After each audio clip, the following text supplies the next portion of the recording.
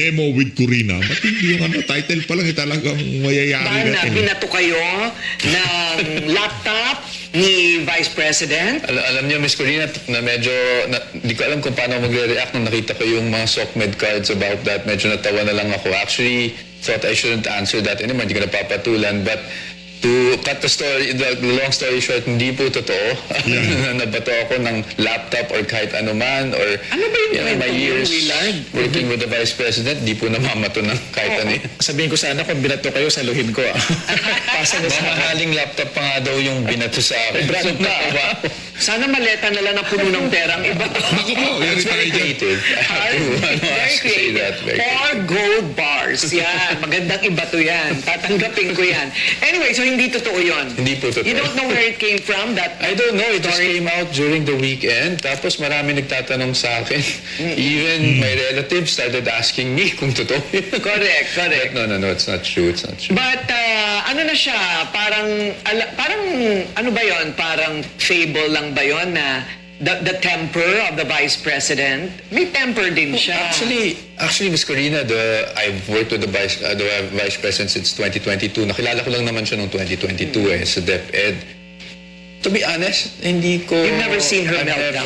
No, I've never seen any sign of that temper whatsoever. No. Of course, she's very... Pagka, kunyari, sinabi walang demolition, tapos nang-demolish ka, kung ikaw ay isang sheriff, talagang hindi ka babatoyin ni VP Sara. Alam niyo anong gagawin niya? Sasapakin ho kayo. Sasapakin ho niya kayo. Hindi nang babato si VP. Kung galing si VP, alam mo ginagawa niya. very decisive on issues. At Pero kung sakaling ito si VP nagalit kay Atty. Michael Poa, makikita ho yan ng ating mga kababayan. Huwag ho kayong mag-alala. Huwag ho kayong mag-alala, okay? wala, never nang bato, never nanigaw even. Namulyaw, Okay. bait si VP. So habang nangyayari po yung impeachment, no, yung botohan, lahat po kayo nakatutok. Ano po yung eksena? Kayo po ba'y parang nanonood ng pelikula, may popcorn, anong... Hindi naman po may popcorn, but definitely meron kaming hub. For example, the Fortuna Narvasa Salazar office, kasi yun yung kakolaborate ko na law firm dito. Meron silang parang command center where we watch these things. Ako naman, I have my own small law office in Makati. So ako and my team also watch the whole day. No? Actually, siyempre kasi media would like to ask for comments after. So kung kinakailangan namin magkomento, nagbibigay kami. But I have to clarify that also na as you can see, medyo malimit magpa-interview talaga ang defense. Ako, I just have to kasi medyo yung media, tama naman yung media when they ask me, kailangan malaman, ma-explain sa publiko yung mga bagay-bagay. So, I oblige. Pero kahit na ganun, medyo mas marami pa yung dinideny namin interviews because syempre, we don't want to telegraph whatever we're going to do. Yung legal strategy namin pag umabot to sa Senado talaga. Aabot ho, base sa ating nakikita, siguro meron na ano ho nila, nakakuha ho sila ng sapat na pondo, kaya yung mga congressman, na ano ho nila, na masahe nila. Aabot ho sa Senado yung impeachment ni VP Sara. Na kung saan, yan ho ay paborable para dito kay VP Sara. Wala rin naman tayong magagawa. Di ba? Pagka hindi umabot sa Senado, pwedeng yung mga katanungan, umabot pa yan sa eleksyon.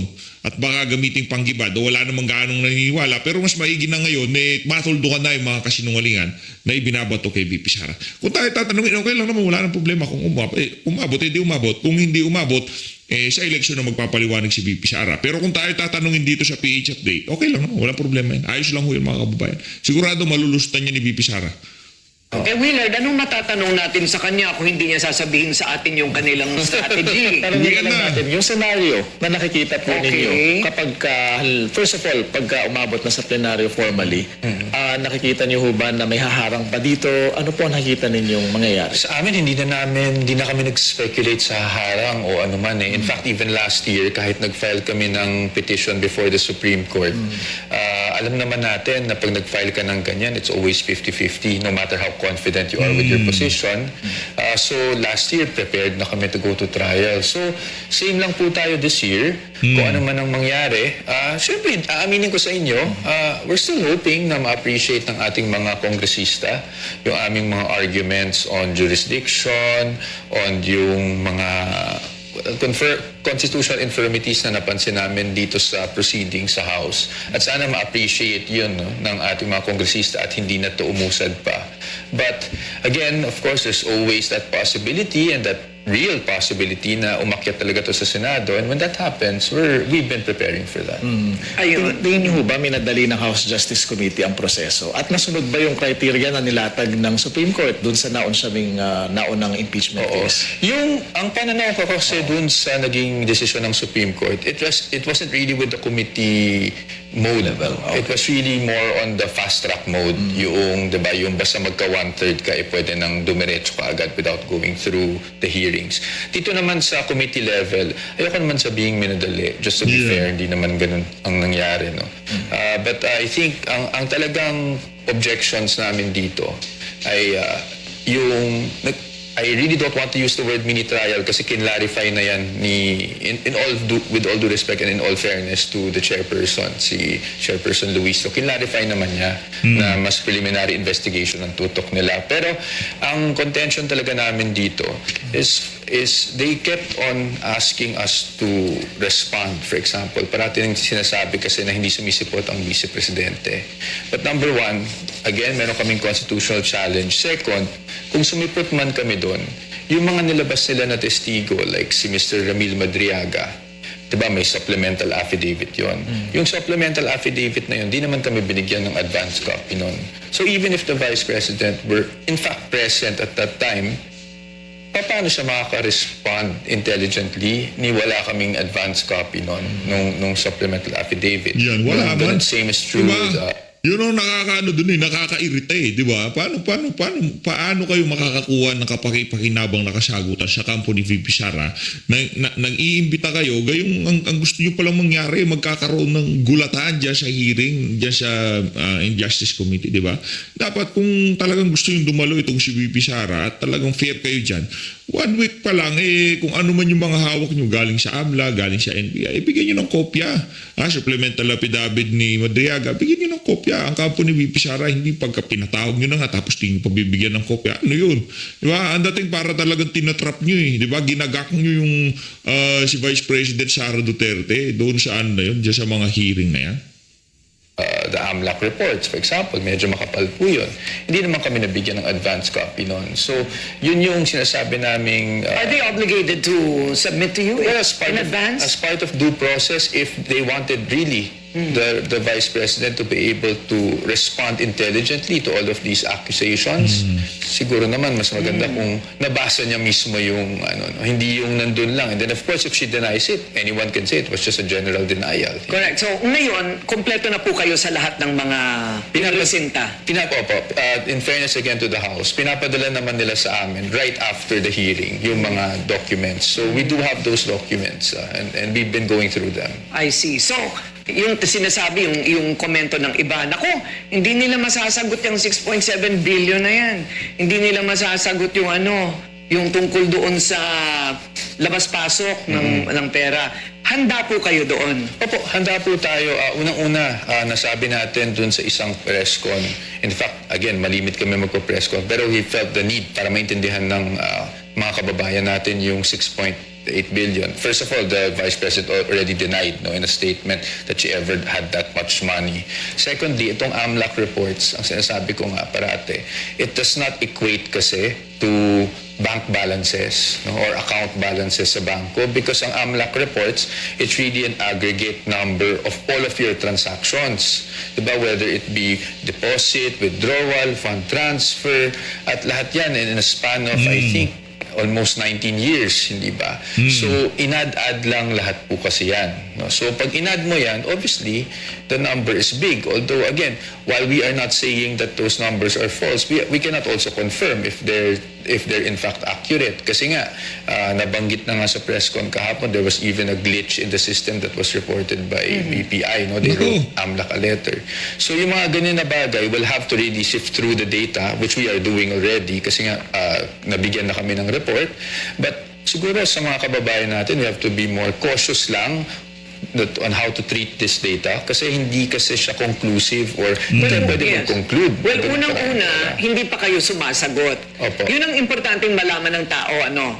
Una, you are innocent until proven guilty. Tama po yan. And that dito, in the case of the impeachment trial, it is a political process and not a legal process. Diba nga, kaya nga kung ano man yung depensa mo, kung talagang wala kang numero, sorry ka na lang. Oo. Walang kinalaman yun eh. So nakadepende sa numero. Sa numero Sa pa rin ng mga Senado, boboto. Doon pa rin Right? bagsak niya. Oo, Sa kaya- botohan pa rin. And in the same way, even if you're guilty, kung meron kang sapat na numero ng mga senador na talagang sa'yo boboto, wala rin, ganun din. Mananatili ka naman sa pwesto. Kaya tanong natin kay Attorney Mike, gumawa na ho ba kayo ng inyong sariling calculation kung ilang possible votes ang Kami po makukuha nyo gumagawa, meron kaming sa Senado? -1, +1. Hindi naman po ako magsisinungaling dito. Obviously, that part of the strategy is also to look at the numbers kasi as we know, it's a political process, sui generis and a legal process at that time. May Pero numero, but you know, yung sui generis na yan, ginagamit lang ho yan ng mga congressman na paborable na matanggal si VP Sara. Pero kung atin titingnan dyan, yung impeachment na yan, ano ho yan, 70-30. 70% na puro politika, 30% na para sa accountability. Di ba? Para mapanagot yung mga gusto nilang panagutin, 30% lang ho yun. Hindi ho tayo naniniwara para sa accountability. 70%, ano ho yan, politika ang motibasyon yan. Hindi yung para mapanagot yung mga nagkasala. Kasi kung yun pala ang gusto talagang mangyari nitong mga magnanakaw na congressman na to, ba't nilaunahin yung issue ng mga manual yung flood control? Ba't nila inuuna yung impeachment ni VP Sara? Gayong mas malala naman yung nangyaring nakawan. Hindi ko sinasabing merong nangyaring nakawan. Meron talagang nangyaring nakawan dyan sa impeachment na yan o wala. Ang sigurado ho natin dito, ang pagkakakilala natin sa mga Duterte, walang magnanakaw na Duterte. Mga Marcos, Romualdez, ano na ho yan, panahon na ho ang mamamalita sa inyo dyan. Di ba? Ano na ho yan, sinubok na ho ng panahon. Diba na yung mga Romualdez, Marcos, mga magnanakaw ho talaga. Pero Duterte, wala po ho tayong nabalitaan. personally sa amin, sa defense team, these numbers can easily change, no?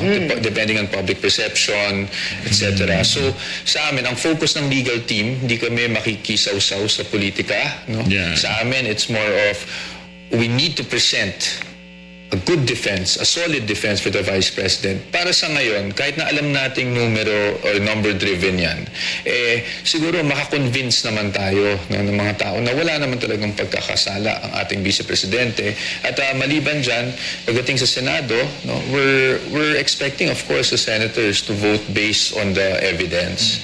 So, syempre, although political, alam nating numero yan, I think it has to be driven also by the legal strategy and the legal arguments, the way we present it, na maintindihan ng taong bayan. Because of course, public perception will also affect the senators. You mentioned BPI kanina po, attorney. Ito po ba yung sinasabing parang nadiskubre na mayroong daw na joint account si former President Duterte and Sara? Apo, ibang matter po yung sa BPI na nagkaroon ng glitch. I think it was a letter that they sent on a transaction that concerned the spouse of VP Sara, si Attorney Mans Carpio. No?